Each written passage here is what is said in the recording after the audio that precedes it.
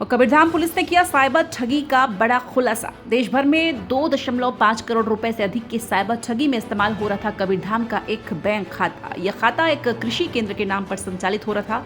नामदेव साहू संचालक कृषि केंद्र बना म्यूल खाता धारक। इसका साथी सत्यनारायण दुबे को बताया जा रहा है इस पूरे मामले का मास्टरमाइंड। आरोपी के आईसीआईसीआई बैंक खाते से 2023-24 में 2.5 करोड़ रुपए से अधिक का संदेहास्पद ट्रांजैक्शन। देश के 16 राज्यों में से इस खाते में से जुड़ी थी 56 साइबर ठगी की शिकायतें। 70 लाख रुपए से अधिक की राशि की पुष्टि। कई मामलों में पीड़ितों ने शिकायत नहीं की।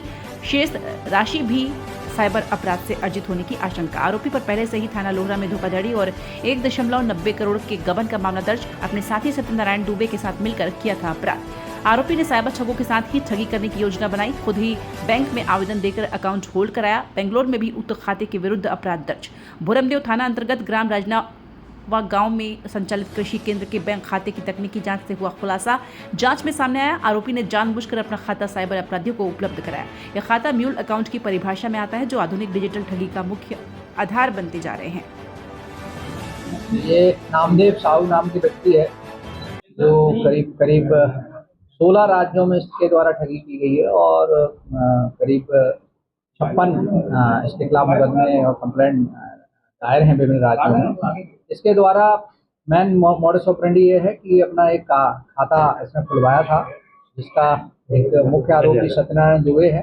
दुबे ने इसको प्रेरित किया था कि एक खाता करंट अकाउंट का इसने अपने फर्म का खोल के रखा है।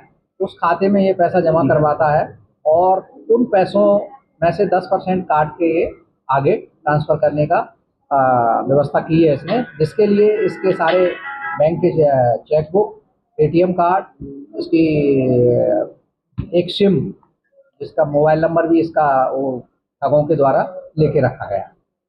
पुरानी हिस्ट्री क्या रही सर इसकी? पुरानी हिस्ट्री इसने 1,90,00,000 की ठगी लोहारा थाने में की थी। सहकारिता बैंक के तहत लोन के नाम पर ठगी की थी, जिसमें ये जेल जाके आया है। और सत्यनारायण दुबे भी इसका पुराना साथी है, वो भी इसके साथ उस केस में भी था और इस केस में। क्या और भी लोग शामिल हैं क्या सर? गिरफ्तारियां बढ़ सकती है? बिल्कुल बढ़ सकती हैं। इसमें अभी सत्यनारायण दुबे को पकड़ रहे हैं। वो जैसे ही पकड़ में आता है उससे पूछताछ करेंगे और इसको आमने सामने, इसका भी पुलिस रिमांड लिया जा रहा है, तो रिमांड पे लेके दोनों के आमने सामने बुला के बैठा के तस्दीक करेंगे कि किन किन मामलों में। और क्योंकि बैंक अभी खुली नहीं है तो कल इसके बैंक का भी स्टेटमेंट निकालेंगे। जैसा कि अभी प्रारंभिक तौर पर हमको जानकारी मिली है, खाते में 70 लाख रुपए अभी जमा है। क्या राशि और बढ़ सकती है? राशि बिल्कुल बढ़ सकती है और इसके डिटेल पूरे 1 साल का 2 साल का लेंगे।